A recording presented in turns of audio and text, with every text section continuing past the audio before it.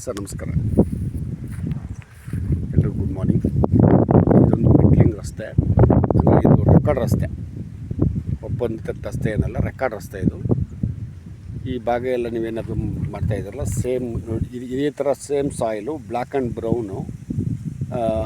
Almost 99% ಎಲ್ಲವೂ ಈ ಭಾಗದ ಏನು ಆಸ್ತಿಗಳಿದ್ದಾವೆ ಎಲ್ಲವೂ ಒಂದು ಸಮತಟ್ಟವಾಗಿರ್ತಕ್ಕಂಥದ್ದು, ಜೊತೆಗೆ ಕಬಿನಿ ವಾಟ್ರಿಗೆ ಒಂದು ಟಾಪ್ ಆಗ್ತಕ್ಕಂಥವು ಇದ್ದಾವೆ. ಇಲ್ಲಿ ಸ್ವಲ್ಪ ಆರ್ಥಿಕವಾಗಿ ಅನುಕೂಲವಾಗಿರ್ತಕ್ಕಂಥವ್ರು ಪಂಪ್ಸೆಟ್ ಮಾಡ್ಕೊಂಡಿದ್ದಾರೆ. ಆಲ್ಮೋಸ್ಟ್ ಒಂದು ನನ್ನ ಪ್ರಕಾರ ಒಂದು 60-70% ಪಂಪ್ಸೆಟ್ ಮಾಡ್ಕೊಂಡಿರ್ತಕ್ಕಂಥವ್ರೆ. ಇದು ಒಂದು 5 ಎಕರೆ ಬರ್ತದೆ. ಇದು ಒಬ್ರಿಗೆ ಆಗಿರೋ ಅಂಥದ್ದು. ಹಿಂದೆ ಒಬ್ಬರು ವ್ಯಾಪಾರ ಆಗಿತ್ತು, ಇದನ್ನು ವ್ಯಾಪಾರಕ್ಕೂ ಇಟ್ಟಿದ್ರು, ಬಟ್ ಆಗಲಿಲ್ಲ. ಈಗ ನಾನು ಹೇಳ್ತಾ ಇರ್ತಕ್ಕಂಥ ಆಸ್ತಿ ಈ ಒಂದು ಆಸ್ತಿಗೆ ಅಂಟ್ಕೊಂಡಂಗೆ ಇರ್ತಕ್ಕಂಥದ್ದು. ಇದು 24 ಕುಂಟೆ ಬರ್ತದೆ. ಇದು ಒಂದೇ RTC, ಇದೇ ಊರಿನವ್ರದ್ದು, ರೈತರದು. ಇದೇ ರಸ್ತೆ ಇನ್ನುಳಿದ ಈ ಗ್ರಾಮದ ರೈತರ ಆಸ್ತಿಗಳಿಗೆ ಹೋಗುತ್ತೆ. ಈ ಒಂದು ರಸ್ತೆ ಒಂದು 20 ಅಡಿಗೂ ಹೆಚ್ಚಿನ ವಿಶಾಲವಾಗಿದೆ. ಅಂದರೆ ಹೈವೇ, ಕೊಳ್ಳೇಗಾಲ ಹೈವೇ ಇದೆಯಲ್ಲ, ಹೈವೇಯಿಂದ ಹಳ್ಳಿಗೆ ಒಂದಾಗುತ್ತೆ, ಆ ಹಳ್ಳಿಯಿಂದ ಇಲ್ಲಿಗೆ ಒಂದಾಗುತ್ತೆ. ಅಂದರೆ ಹೈವೇಯಿಂದ ನಿಮಗೆ ಒಂದು 2 ಆಗುತ್ತೆ. ಸೊ ಈ ಒಂದು ಆಸ್ತಿ ಬಂದು ಈಸ್ಟ್ ಫೇಸಿಂಗ್ ಇದೆ. 24 ಕುಂಟೆ ಸಿಗುತ್ತೆ ನಿಮಗೆ.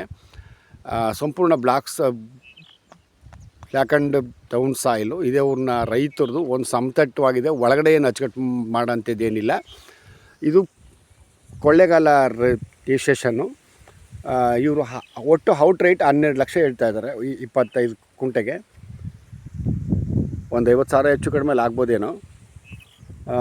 ಆಲ್ಮೋಸ್ಟು ಏನು ನಾನು ಆಗಲೇ ಹೇಳ್ದಂಗೆ ಇಲ್ಲಿ ಸಂಪೂರ್ಣ ವ್ಯವಸಾಯ ಮಾಡ್ತಿರ್ತಕ್ಕಂಥ ಆಸ್ತಿಗಳು ಎಲ್ಲವೂ ಕೂಡ ಇಲ್ಲಿ ಕಬ್ಬು, ಬಾಳೆ ಮತ್ತು ಕೋಕೋನಟ್ಸು ಆ ಥರದ್ದೆಲ್ಲ ಹಾಕೊಂಡಿದ್ದಾರೆ.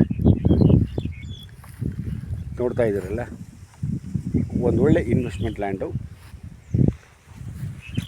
Okay, thank you sir. ಇದೇ ಒಂದು ಟಸ್ತಾಗದಂಗಿದೆ, ಈಸ್ಟ್ ಫೇಸಿಂಗ್ ಇದೆ. ಈ ಒಂದು ರೋಡ್ಗೆ ಒಂದು ಆಲ್ಮೋಸ್ಟ್ ಒಂದು 80 ಅಡಿ ಅಷ್ಟು ಅಗಲ ಇದೆ.